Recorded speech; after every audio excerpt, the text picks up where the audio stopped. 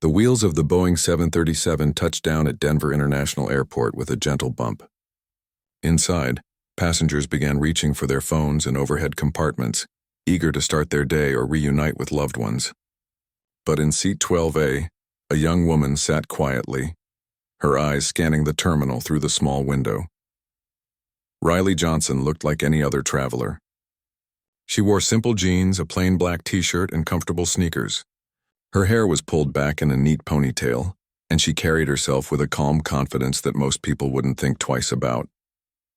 To anyone watching, she seemed like a college student heading home for the holidays, or maybe a young professional returning from a business trip. But appearances can be deceiving. Riley had just spent 3 weeks in a place she couldn't talk about, doing things she couldn't describe, with people whose names she couldn't mention. The mission was classified at the highest levels, and even her family believed she worked as a logistics coordinator for the Army. They had no idea their daughter was one of the most elite soldiers in the United States military. As the plane pulled up to the gate, Riley remained seated while other passengers rushed to grab their bags. She had learned patience the hard way, through countless hours of training and real-world operations where moving too fast could mean the difference between life and death. Her military duffel bag sat in the overhead compartment, containing nothing more suspicious than clothes and toiletries, but she knew that even the most innocent items could raise questions in the wrong hands. The flight attendant's voice crackled over the intercom, thanking passengers for flying with them. Riley finally stood, retrieved her bag, and made her way toward the exit. Her movements were smooth and purposeful, though she tried to appear casual. Years of training had taught her to blend in, to be invisible when necessary. Walking through the jet bridge, Riley felt the familiar weight of returning to normal life. The transition from operational mindset to civilian mode was always challenging. Just days ago, she had been coordinating with international forces, making split-second decisions that affected national security. Now she was just another face in the crowd, heading home to Colorado Springs. The terminal was busy for a Tuesday afternoon. Families reunited with tears and laughter. Business travelers hurried past with rolling suitcases, and tourists studied maps and gate information. Riley moved through it all like water, naturally avoiding the crowded areas while staying alert to her surroundings. Old habits die hard, especially when those habits have kept you alive in some of the most dangerous places on Earth. She stopped at a coffee shop near her gate, more out of routine than thirst. The barista, a cheerful young man with a name tag reading Tyler, smiled as she approached. "What can I get you today?" he asked. "Just a black coffee, medium," Riley replied, her voice calm and friendly. While waiting for her order, she noticed the usual mix of airport security personnel moving through the area. Most were professionals doing their job, keeping travelers safe. But one officer caught her attention, and not in a good way. Officer Bradley Thompson was a 15-year veteran of airport security, and his reputation preceded him. Other officers whispered about his tendency to single out certain types of travelers, always finding reasons to question people who didn't fit his narrow view of what belonged in an airport. He was the kind of officer who made extra work for everyone else, creating problems where none existed. Riley didn't know any of this background, but her instincts, honed through years of military service, immediately picked up on something unsettling about the way Thompson was watching her. She collected her coffee and began walking toward her connecting gate, keeping her pace normal and her expression neutral. Thompson had noticed her the moment she entered the terminal. Something about her didn't sit right with him, though he couldn't put his finger on exactly what. Maybe it was the way she carried herself, too confident for someone her age. Maybe it was the military-style duffel bag which in his mind suggested trouble. Or maybe it was simply the fact that she was a young black woman traveling alone, which his biased mind automatically flagged as suspicious. Whatever the reason, Thompson decided Riley was worth watching. He began following her at a distance, trying to appear casual but keeping her in sight. When she stopped for coffee, he positioned himself where he could observe her interaction with the barista. When she started walking again, he fell into step behind her, maintaining what he thought was a professional surveillance distance. Riley was aware of being followed within the first 30 seconds. It was impossible not to be, given her training. The question was whether this was random security theater or something more targeted. She hoped for the former but prepared for the latter. She decided to test her followers' intentions. Instead of heading directly to her gate, she took a slight detour through the bookstore, browsing magazines near the entrance. Through the reflection in the magazine rack's glass front, she could see Thompson hovering nearby, pretending to check his radio. This wasn't random. Riley left the bookstore and continued toward her gate, her mind automatically running through options and scenarios. She could confront the officer directly, but that might escalate a situation that could still be resolved quietly. She could call her commanding officer, but involving the military at this stage would raise questions about why she was being followed in the first place. For now, she decided to continue acting like a normal traveler and hope that whatever had caught the officer's attention would resolve itself naturally. But Thompson wasn't backing down.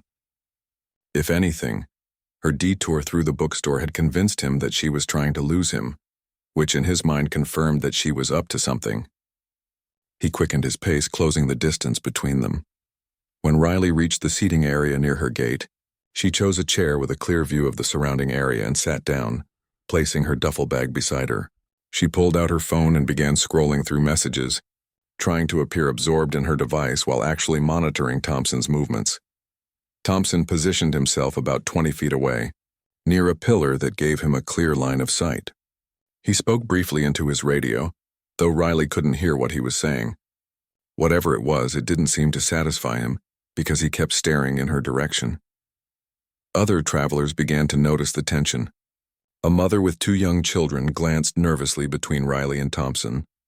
An elderly man reading a newspaper kept looking up from his pages. Even the gate agent seemed to sense that something was off. Riley knew she was at a crossroads. She could continue to ignore the situation and hope it resolved itself, or she could take action. Her training told her that waiting for a threat to fully develop was rarely the best option, but her desire to avoid unnecessary complications argued for patience. She chose patience, at least for now, but Thompson was done waiting. After another brief radio conversation, he began walking directly toward Riley, his hand resting on his utility belt in a gesture that was both casual and threatening. His expression was stern, his posture aggressive. Riley looked up from her phone as he approached, her expression politely curious rather than concerned. Inside, however, every alarm bell was ringing. She had faced down enemy combatants in foreign countries, survived firefights that claimed the lives of good soldiers, and completed missions that others had deemed impossible. But here, in an airport in her own country, she was about to face a different kind of threat entirely. "Excuse me, miss," Thompson said, his voice carrying the authority of someone accustomed to being obeyed without question. "I'm going to need to see some identification." Riley's heart rate remained steady, her breathing calm. But her mind was already calculating distances, exits, and options. She had hoped this moment wouldn't come, but now that it had, she was ready for whatever came next. The confrontation that would change both of their lives was about to begin. Riley looked up at Officer Thompson with the same calm expression she had maintained throughout her journey. She had faced this kind of situation before, though never quite like this. In hostile territories, the rules of engagement were clear. Here, in her own country, wearing civilian clothes and trying to blend in, the rules were much more complicated. "Of course, officer," she said quietly, reaching slowly for her wallet. "May I ask what this is about?" Thompson's eyes narrowed as he watched her movements. "Just routine security. We've had reports of suspicious activity in this area." Riley knew this was false. She had been sitting quietly for less than 5 minutes, doing nothing more suspicious than checking her phone. But she also knew that arguing the point would likely make things worse. She handed over her driver's license, keeping her movements deliberate and non-threatening. Thompson examined the ID with exaggerated care, as if expecting to find something wrong with it. The license was perfectly legitimate, showing her address in Colorado Springs and her real name. What it didn't show was her military rank, her security clearance, or the fact that she had just returned from a classified operation that most people would never know existed. "Colorado Springs," Thompson said, as if the location itself was suspicious. "What brings you to Denver?" "Connecting flight," Riley replied simply. "I was visiting family on the East Coast." This was her cover story, rehearsed and documented in case anyone official needed to verify it. The Army had people who could confirm every detail if necessary, though she hoped it wouldn't come to that. Thompson handed back her license but didn't step away. Instead, he crossed his arms and continued to study her with unconcealed suspicion. "You seem pretty calm for someone being questioned by airport security." Riley almost smiled at the irony. If only he knew how many truly dangerous situations she had navigated with this same calm demeanor. "I don't have anything to hide, officer. I'm just trying to catch my flight home." But Thompson wasn't satisfied. Something about her composure bothered him, though he couldn't articulate exactly what. In his experience, innocent people were usually nervous when questioned by authority figures. They fidgeted, over-explained, or became defensive. Riley was doing none of these things, and her calm confidence struck him as arrogant.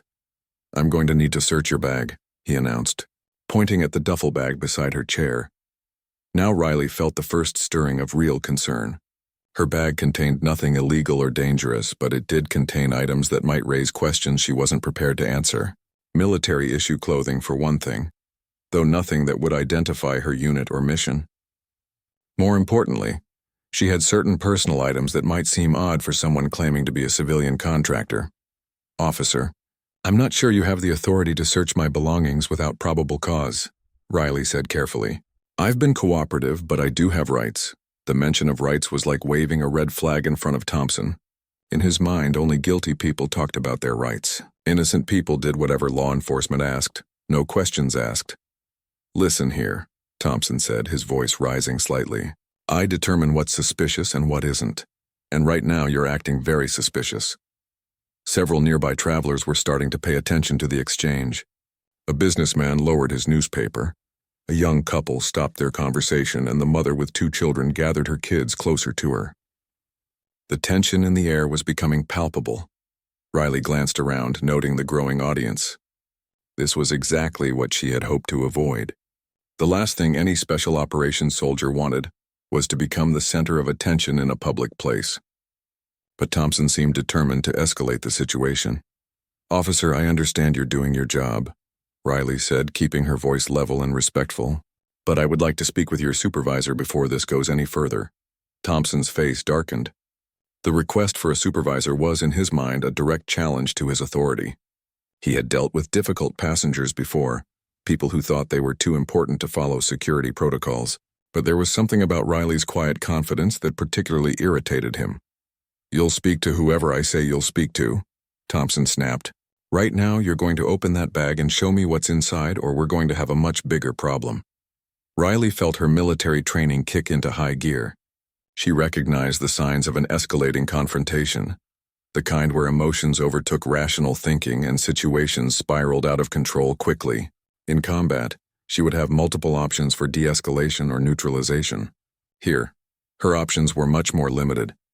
"Sir, I'm going to ask you one more time to get your supervisor," Riley said, her voice still calm but with an edge of steel that hadn't been there before. "I am happy to cooperate with legitimate security procedures, but this is beginning to feel like harassment." The word harassment hit Thompson like a personal insult.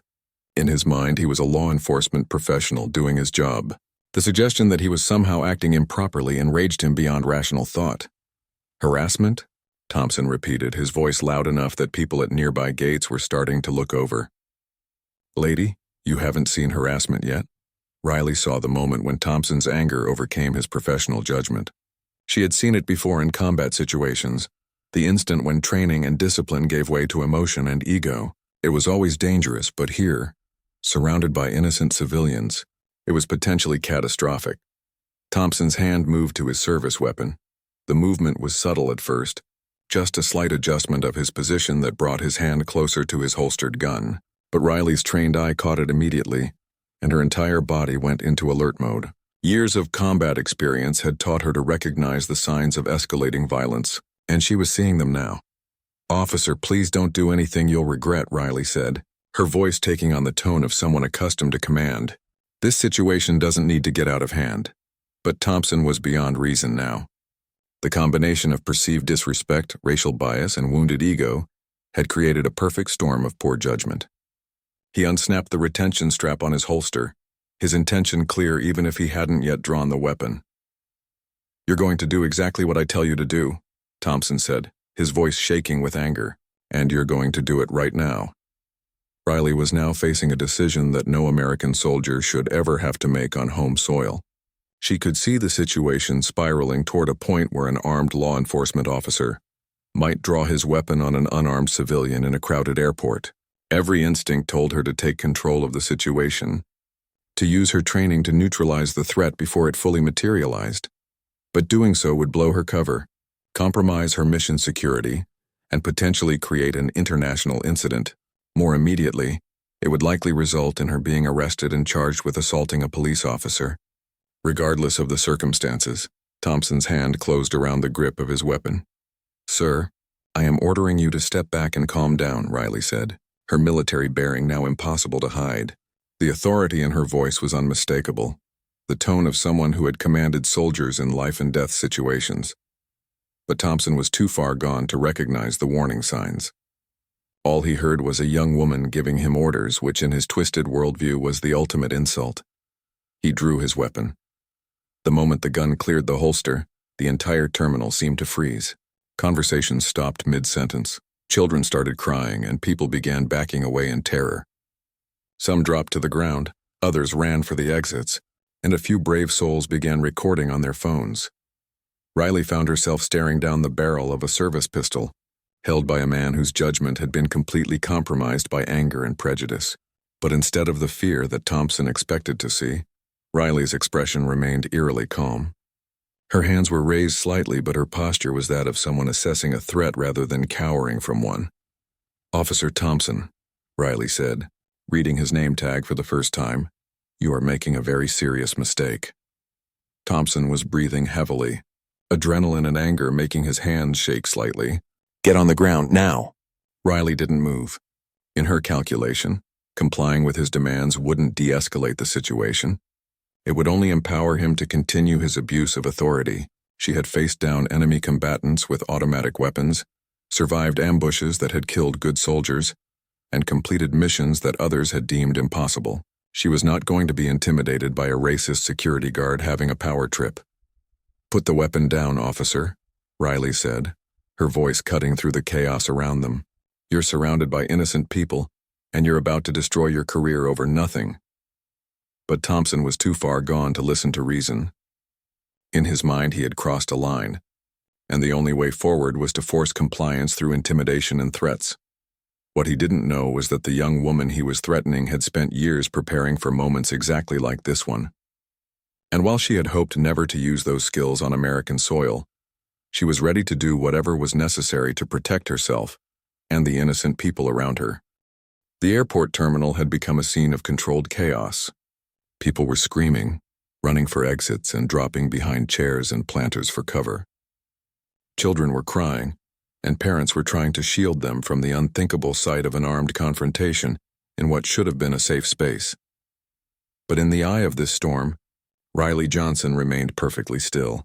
Officer Thompson was breathing hard, his service weapon pointed directly at her chest. Sweat beaded on his forehead despite the air conditioning, and his hands showed the slight tremor that comes with adrenaline overload.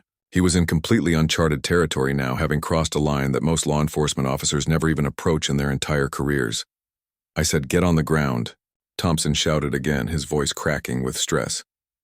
Riley studied him with the calm assessment of someone who had faced much worse than this. She could see the fear in his eyes now, mixed with the anger and prejudice that had brought them to this moment. He was realizing that he had made a terrible mistake. But his ego wouldn't let him back down.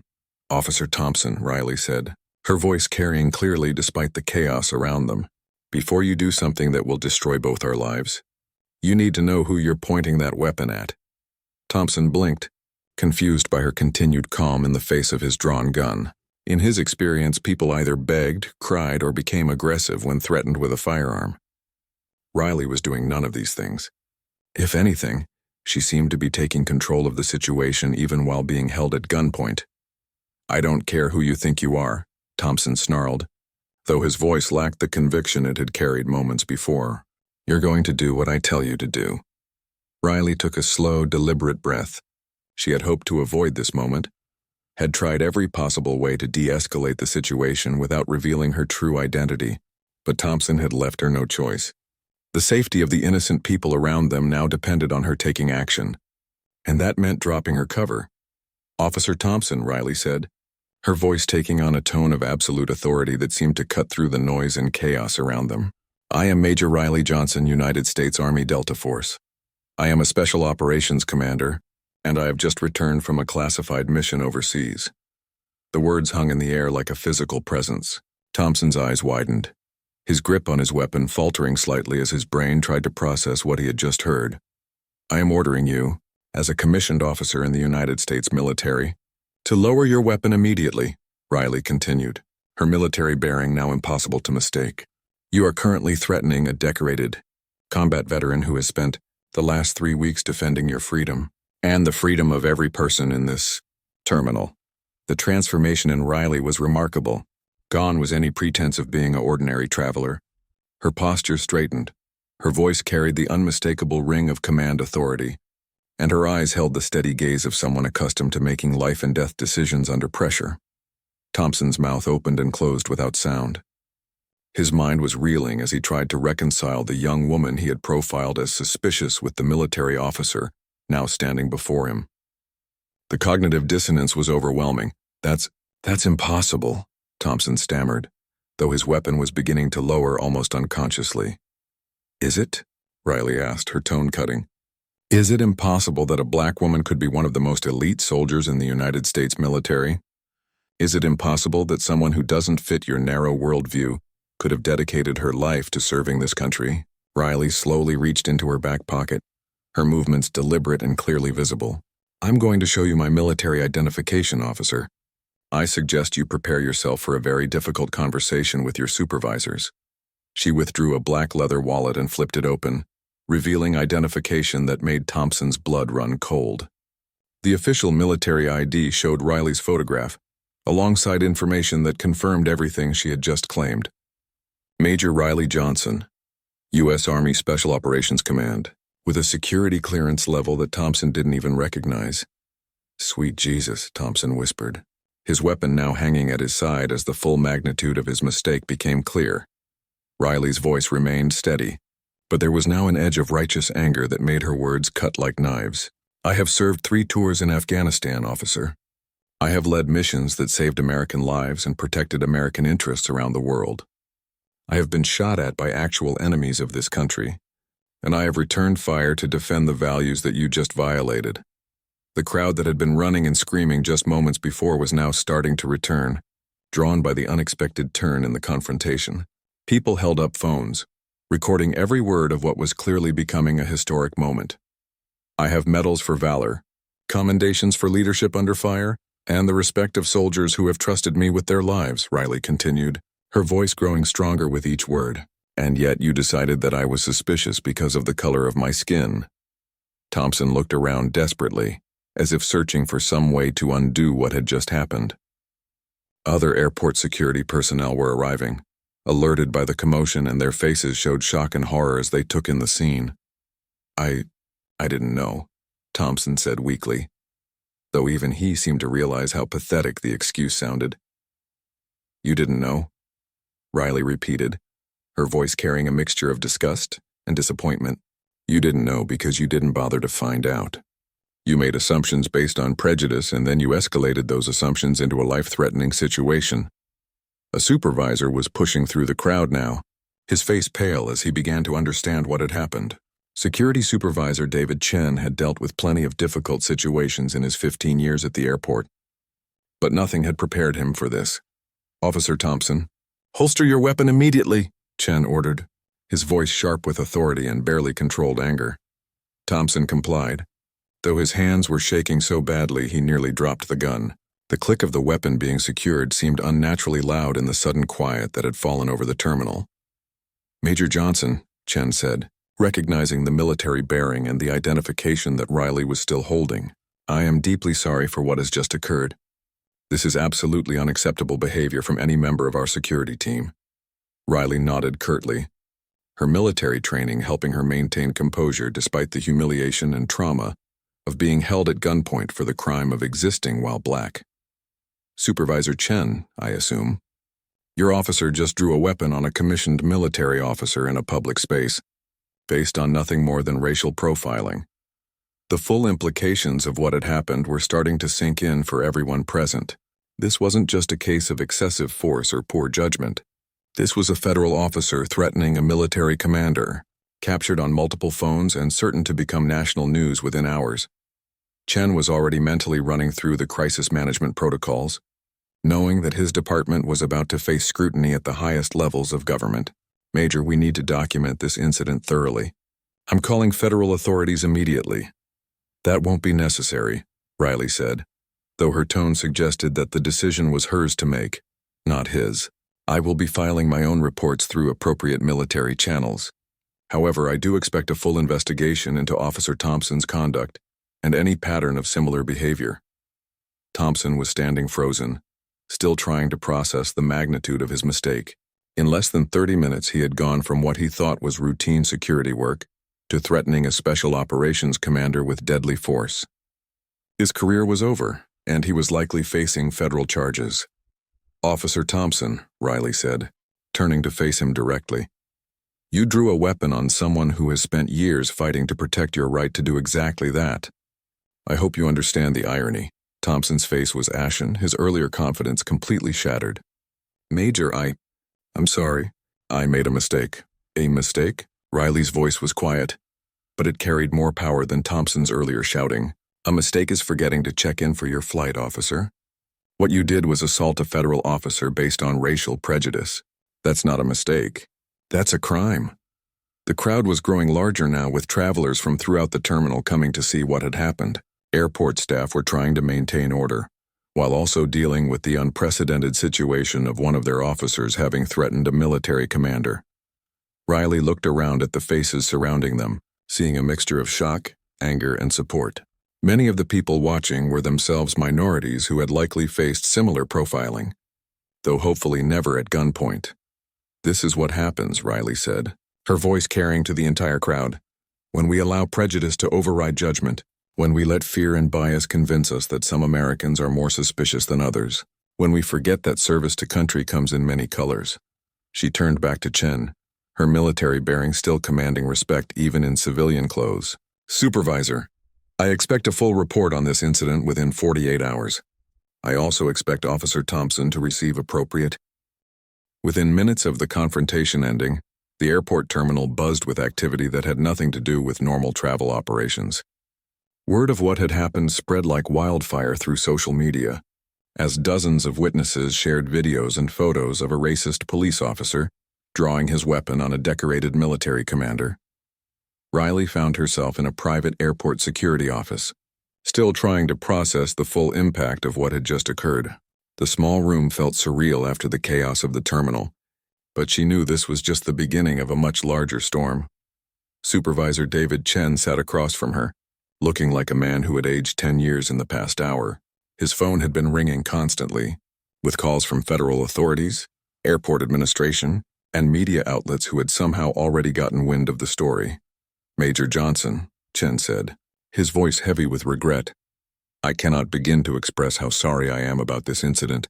Officer Thompson's actions were completely inexcusable and do not represent the values of our security department.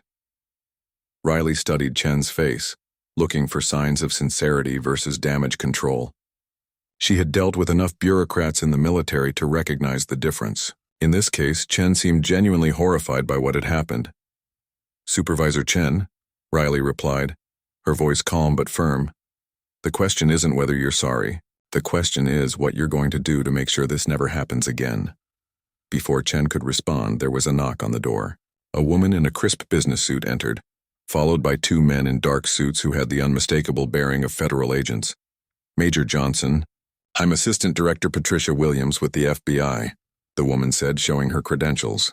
We need to speak with you about what happened here today. Riley wasn't surprised by the FBI's rapid response. An incident involving a military officer being threatened by law enforcement would automatically trigger federal interest, especially when it was captured on video and spreading across social media. Director Williams, Riley acknowledged, standing and offering a crisp military handshake. I assume you're here about Officer Thompson's assault on a federal officer. Williams nodded grimly. Among other things, yes. We've already begun reviewing the security footage and witness statements. What we need from you is a detailed account of everything that happened, from the moment you entered this terminal." Riley spent the next hour providing a precise, chronological account of her experience. Her military training made her an excellent witness. She remembered details, times, and exact conversations with remarkable accuracy. The FBI agents took notes and recorded everything, knowing that this case would likely go to federal court. Meanwhile, in another part of the airport, Officer Thompson was having a very different conversation with internal affairs investigators. His union representative sat beside him, but even the most experienced police lawyers knew this was an almost impossible case to defend. "Officer Thompson," said Internal Affairs Investigator Captain Lopez, "help me understand your reasoning for drawing your weapon on Major Johnson." Thompson stared at his hands, still struggling to comprehend how badly he had miscalculated. She was acting suspicious. She seemed too calm, too confident. "I thought she might be hiding something." "What specifically did she do that was suspicious?" Lopez pressed. Thompson realized how thin his justification sounded when forced to articulate it. She walked through the bookstore instead of going directly to her gate, and when I asked to search her bag, she asked for a supervisor." The room fell silent as everyone present absorbed the absurdity of Thompson's reasoning. Walking through a bookstore and requesting a supervisor were not only legal activities but completely normal behavior for any traveler. "Officer Thompson," Lopez said slowly, "are you telling me that you drew your service weapon because a passenger exercised her constitutional rights?" Thompson's lawyer shifted uncomfortably, knowing that his client was destroying any hope of a legal defense. "Captain, perhaps we should take a break and—" "No," Thompson interrupted, his voice breaking. "I need to say this. I profiled her. I saw a young black woman with a military bag and I made assumptions. I let my prejudices cloud my judgment, and I escalated a routine encounter into something unforgivable." Back in the FBI interview room, Riley was wrapping up her statement when her phone began ringing with calls from numbers she recognized. Her commanding officer, her unit's legal counsel, and eventually someone from the Pentagon. "Major Johnson, this is General Morrison," came the voice through her phone when she answered. "Are you safe?" General Morrison was Riley's commanding officer and someone she respected enormously. Hearing his voice brought home the reality that this incident would have repercussions throughout the entire chain of command. "Yes, sir. I'm unharmed and speaking with federal investigators," Riley replied. "Good. I'm flying out to Denver immediately. Don't speak to any media until we can coordinate with public affairs. This situation is going to get a lot of attention very quickly." Riley understood the implications. The military would need to balance supporting one of their officers with maintaining good relationships with civilian law enforcement. It was a delicate political situation that could affect funding, cooperation agreements, and public perception. "Understood, sir. I'll await your arrival." As Riley ended the call, Director Williams looked up from her notes. "Major, I need you to know that we're treating this as a hate crime and an assault on a federal officer. Officer Thompson is looking at serious federal charges." Riley nodded, though she felt no satisfaction in Thompson's likely fate.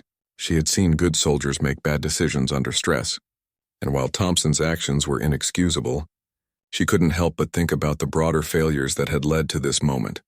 "Director Williams," Riley said thoughtfully, "I want justice, but I also want change. Thompson is a symptom of a larger problem. Prosecuting him won't fix the system that created him." Williams raised an eyebrow. "What are you suggesting, Major?"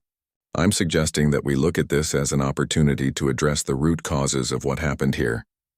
Training, accountability, oversight, the whole structure that allowed an officer to profile and threaten a citizen based on race." Meanwhile, news of the incident was spreading far beyond the airport. Within 2 hours, airport racism was trending on Twitter, with the hashtag generating hundreds of thousands of posts. Videos of the confrontation were being shared millions of times, and news organizations were scrambling to get the story. The optics were devastating for airport security and law enforcement in general. Here was a decorated military officer, someone who had risked her life for her country, being held at gunpoint by a security guard who saw her as suspicious simply because of her race. Civil rights organizations were already issuing statements, and politicians were being asked to comment on the incident. The story had all the elements that make for sustained media attention: racism, abuse of authority, and a sympathetic victim who could articulate the broader implications of what had happened. Back at the airport, Chen was dealing with a crisis that threatened to engulf his entire department. The video footage was clear and damning, showing Thompson escalating a routine encounter into an armed confrontation for no justifiable reason. "Sir," one of his assistants said, approaching with another phone. "That's the third call from reporters in the last 10 minutes. CNN wants a statement about departmental policies, and the local news stations are setting up outside." Chen rubbed his temples, knowing that his department's reputation might never recover from this incident. More immediately, he was concerned about the safety and morale of his other officers, who would now face increased scrutiny and suspicion. "Get me a meeting with the airport director immediately," Chen ordered, "and contact our legal department. We're going to need damage control on multiple fronts." In the FBI interview room, Riley was finishing the final details of her statement when Director Williams's phone rang. After a brief conversation, Williams hung up and turned to Riley with a grim expression. "Major, I just got word that Officer Thompson has been arrested and charged with aggravated assault, civil rights violations, and assault on a federal officer. He's also been terminated from his position effective immediately." Riley felt a complex mix of emotions. Justice was being served, but she couldn't shake the feeling that Thompson was as much a victim of the system as she was. His prejudices hadn't developed in a vacuum. They had been shaped by a culture that consistently portrayed people who looked like her as threats rather than protectors. "What about the broader investigation?" Riley asked. "That's ongoing," Williams replied. "We'll be looking at Thompson's history, his training records, and any patterns of discriminatory behavior. We'll also be reviewing departmental policies and procedures to see what systemic changes might be needed." Riley stood up, feeling the weight of exhaustion beginning to settle in. The adrenaline that had carried her through the confrontation was fading, replaced by the emotional toll of being targeted and threatened in her own country. "Director Williams, I have one request," Riley said. "When this goes to trial, I want to testify not just about what happened to me, but about what this represents for every person of color who serves this country. We put our lives on the line to protect." 6 months later, Riley sat in a federal courthouse in Denver, watching as Officer Bradley Thompson was led away in handcuffs. The jury had deliberated for less than 2 hours before finding him guilty on all charges: aggravated assault, civil rights violations, and assault on a federal officer. He would serve 3 years in federal prison and would never work in law enforcement again. But as Riley watched Thompson disappear through the courthouse doors, she felt no sense of victory. Justice had been served, but the broader fight was far from over. The months following the airport incident had transformed Riley's life in ways she never could have imagined. The video of her confrontation with Thompson had been viewed over 50 million times, making her an unwilling symbol in America's ongoing struggle with racial bias and police accountability. She had testified before Congress about discrimination in law enforcement, spoken at civil rights conferences, and met with police departments across the country to discuss bias training. The quiet special operations soldier who preferred to work in the shadows had become one of the most recognizable faces in the fight for justice. "Major Johnson," came a voice behind her as she left the courthouse. She turned to see Attorney General Patricia Rodriguez, who had personally overseen the prosecution of Thompson's case. "Attorney General Rodriguez," Riley replied, offering a handshake. "Thank you for ensuring this case got the attention it deserved." Rodriguez smiled, though her expression remained serious. "Thank you for having the courage to speak out, Major. Your testimony didn't just convict Thompson. It opened a national conversation that was long overdue. The statistics that had emerged during the investigation were sobering. Thompson had been the subject of 17 complaints over his 15-year career, most from minority travelers who felt they had been profiled or mistreated. Yet until the incident with Riley, he had faced no serious disciplinary action.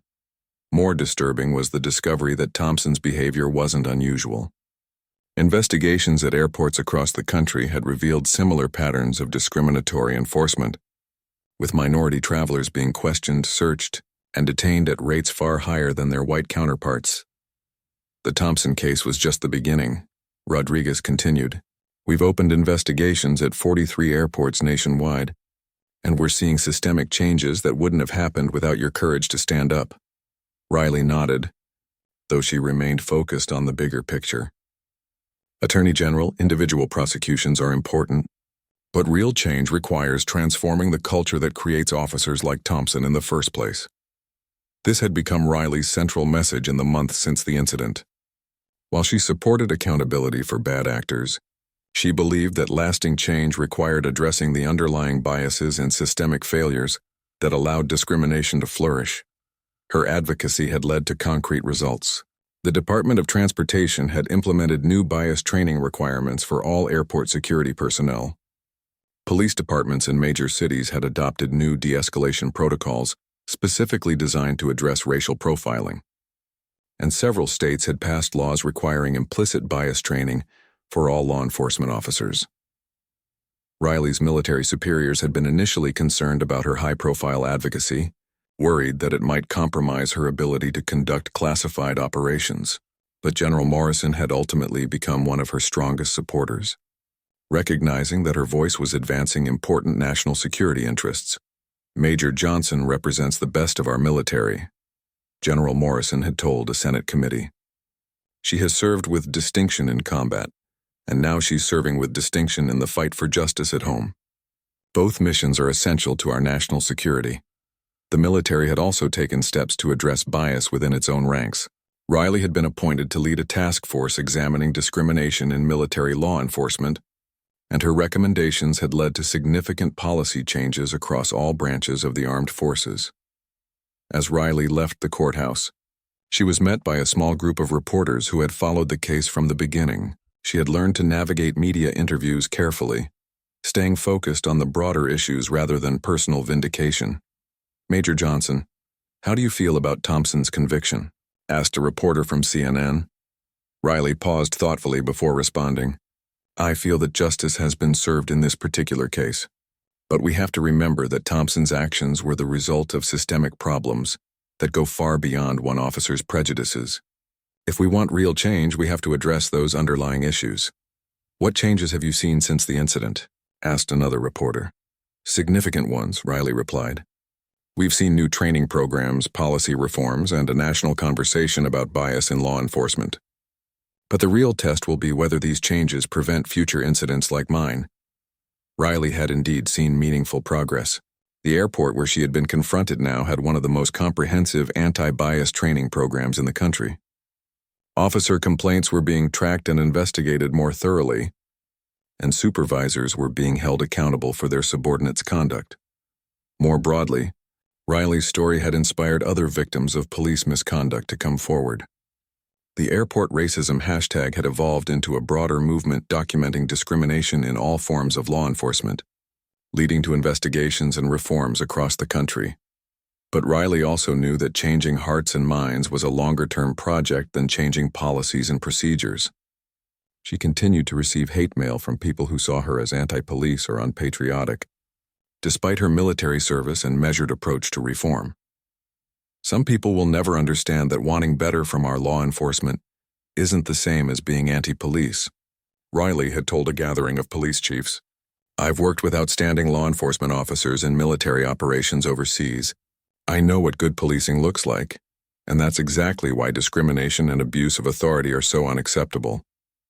Riley's approach had won her unlikely allies, including police officers who recognized that bad actors like Thompson made their jobs harder and more dangerous. Several police unions had invited her to speak to their members, and she had developed genuine partnerships with reform-minded law enforcement leaders. One of those leaders was Police Chief Maria Santos of Denver, who had implemented sweeping reforms in her department following the Thompson case. "Major Johnson showed us that we can't just talk about bias training and accountability," Santos had said. "We have to actually do the work of changing our culture." As Riley walked to her car after the courthouse proceedings, she reflected on how much her life had changed since that day at the airport. She was still a special operations soldier, still deployed on classified missions that she couldn't discuss publicly, but she had also become something she never expected to be: a national voice for justice and reform. Her phone buzzed with a text message from General Morrison. "Congratulations on the conviction. Ready for your next deployment?" Riley smiled as she typed her response. "Always ready, sir." The truth was that Riley saw her advocacy work and her military service as parts of the same mission: Whether she was fighting enemies overseas or fighting bias at home, she was defending the American values that she had sworn to protect. The Thompson case had officially closed with his conviction, but Riley knew that her real work was just beginning. There were more airports to reform, more officers to train, and more communities to heal. The fight for justice was never really finished. It just evolved and continued. As she drove home to Colorado Springs, Riley thought about the young black soldiers she mentored, especially the women who faced double discrimination based on both race and gender. She wanted them to live in a country that recognized their service and valued their contributions, rather than seeing them as threats to be neutralized. Every generation has to fight this fight, Riley had told a group of military cadets the previous week. The question isn't whether you'll face discrimination. The question is what you'll do about it when you do. Riley had chosen to speak out, to use her platform to create change, and to turn a moment of personal injustice into a catalyst for broader reform.